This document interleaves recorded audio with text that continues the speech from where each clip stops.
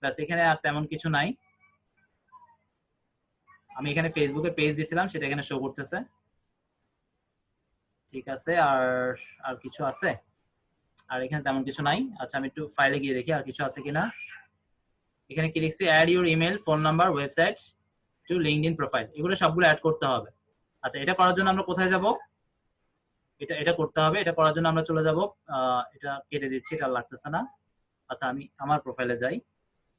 এখান থেকে আমি এখানে ব্যাক টু লিঙ্কডইনে ক্লিক করলেও চলে যাবে, অথবা এখানে ইনের উপরে ক্লিক করলেও চলে যাবে। এখান থেকে আমি আবার আমার ভিউ প্রোফাইলে যাব।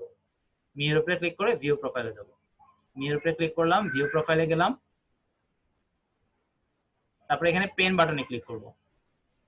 পেন বাটনে ক্লিক করি, একটু ওয়েট করি। যেমন দেখেন এখানে চলে আসছে জিনিসটা। এখানে আপনি যা যা ইনফরমেশন পেজ খোলার সময়, মানে অ্যাকাউন্ট ওপেন করার সময় দিয়েছেন, এখানে সব শো করবে। আচ্ছা, এখানে টিক দেয়া আছে কিনা আপনারা একটু দেখবেন আপনাদের খোলার পর। আমি মেবি দিয়ে দিছিলাম, মেবি দেয়া থাকে না।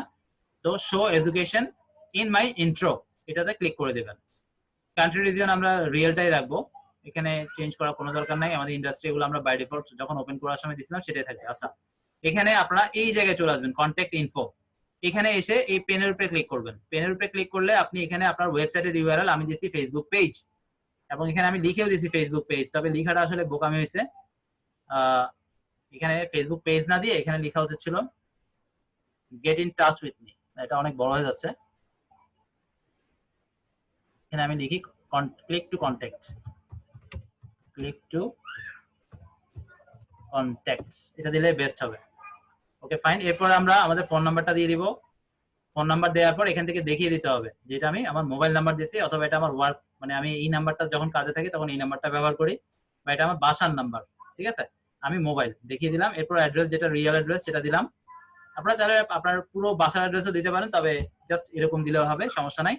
এরপর আপনারা চাইলে এখানে যেটা বাই ডিফল্ট আপনারা যখন ওপেন করার সময় যে জিমেলটা দিচ্ছেন সেটাই থাকবে। আপনারা চাইলে আরো একটা, আচ্ছা